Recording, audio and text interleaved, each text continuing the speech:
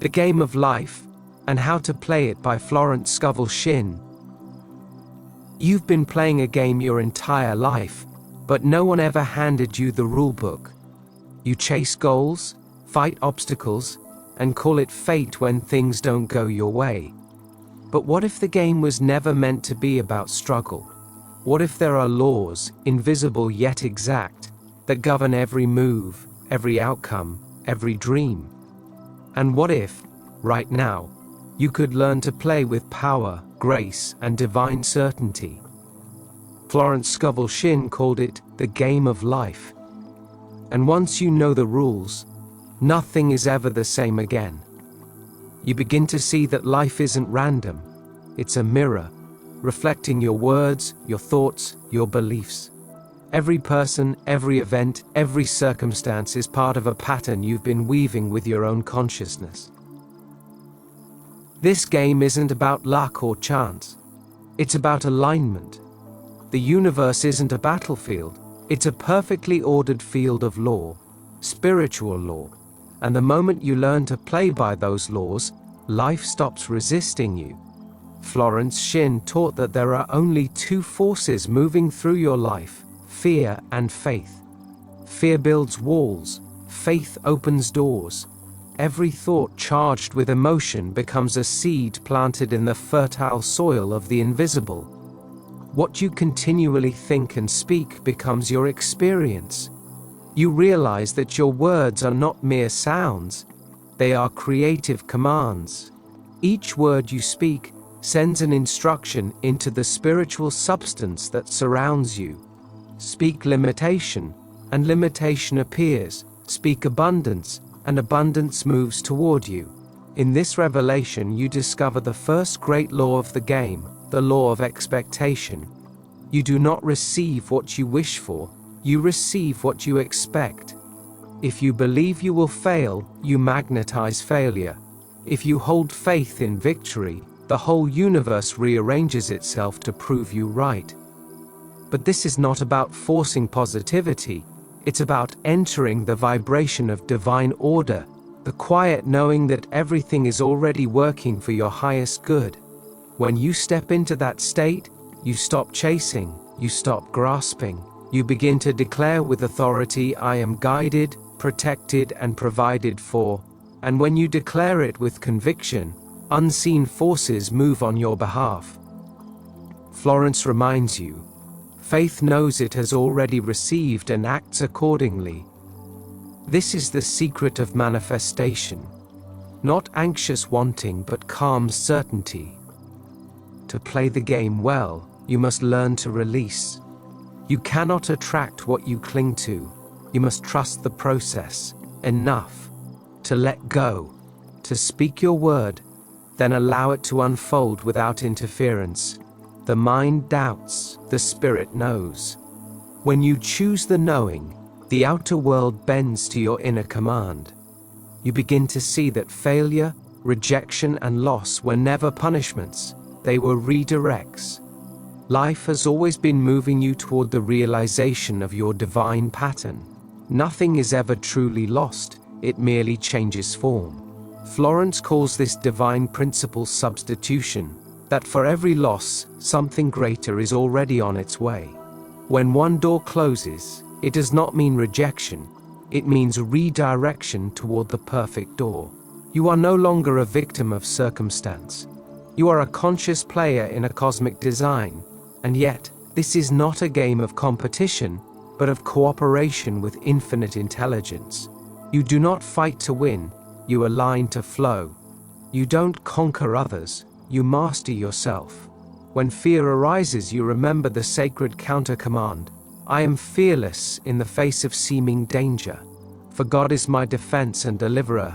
Each affirmation becomes a sword of light that dissolves the illusions of limitation. Florence's voice echoes, "Nothing stands between man and his highest good but fear and doubt." You start to notice how every area of life, money, health, relationships, follows the same spiritual geometry. The outer is always shaped by the inner. The visible is born from the invisible. As within, so without. You realize that prosperity is not gained through effort, but through alignment with divine supply. When you stop thinking in terms of lack, the flow of abundance finds you naturally. There is no shortage in the infinite. The only lack is the lack of faith in your own connection to the source. Florence teaches the law of substitution again and again. Replace the negative thought with its positive opposite. Instead of "I can't afford it," say, "Infinite intelligence supplies me with everything I need." The game rewards faith-filled words. You are learning the language of the infinite. And then comes another law, the law of non-resistance. Whatever you fight, you energize. Whatever you bless, you transform. When you meet opposition with calm faith, it loses power. You do not push against darkness, you turn on the light. Life begins to respond differently. Delays turn into divine timing. Detours reveal hidden blessings. What you once called coincidence now feels like orchestration, because you are beginning to play consciously, and the game recognizes you. You now understand that everything visible is only a symbol. Money is a symbol of supply. Health is a symbol of harmony. Love is a symbol of divine unity. But the real source is unseen, the divine mind that animates it all. Florence called this higher principle God within, or simply the Christ mind, the awareness of oneness with the infinite. When you awaken to this inner Christ consciousness, you stop asking, "What should I do?" and begin to declare, "Infinite intelligence directs my steps." You move from confusion to clarity, from anxiety to assurance. Your role is no longer to force outcomes, but to speak your word, to affirm what is divinely yours and then walk in faith. Words are the wand of the spiritual magician. Each affirmation is a creative decree, and when you speak from the heart of belief, heaven moves through you. Florence gives countless affirmations in her teachings, but all return to one truth: the power of the spoken word. Speech is vibration, vibration is creation. Every word carries energy, and that energy builds form.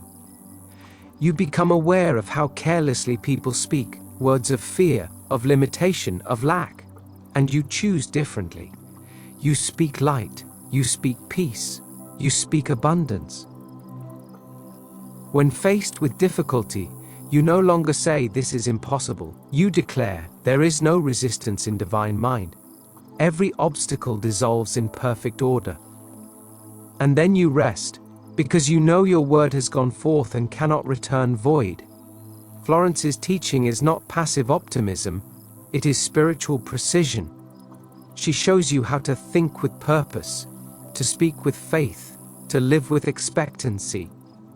Every time you affirm the truth of your divine connection, you are rewriting the script of your life.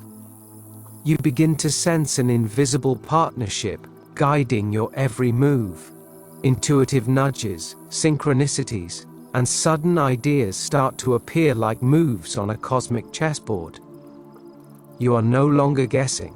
You are listening. You are not hoping. You are knowing. And yet, this game always tests your faith.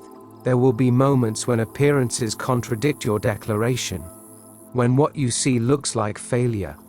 That is when you must remember the greatest rule of all: never go by appearances. Appearances are the shadows of past beliefs. They are echoes of the old game. Hold your faith steady, and the scene will change. When you refuse to react to fear, fear loses its audience. Florence often said, "The walls of Jericho fell down because of praise." Gratitude and faith are the twin forces that dissolve limitation. When you give thanks before receiving, you declare your trust in the unseen law. And so you practice gratitude not as courtesy, but as creation. Each thank you becomes a magnet for more to be thankful for. Now you are playing with mastery. You recognize that the game was never about winning. It was about remembering who you are. A divine being co-creating with infinite intelligence. Your thoughts, your words, your imagination, these are the moves.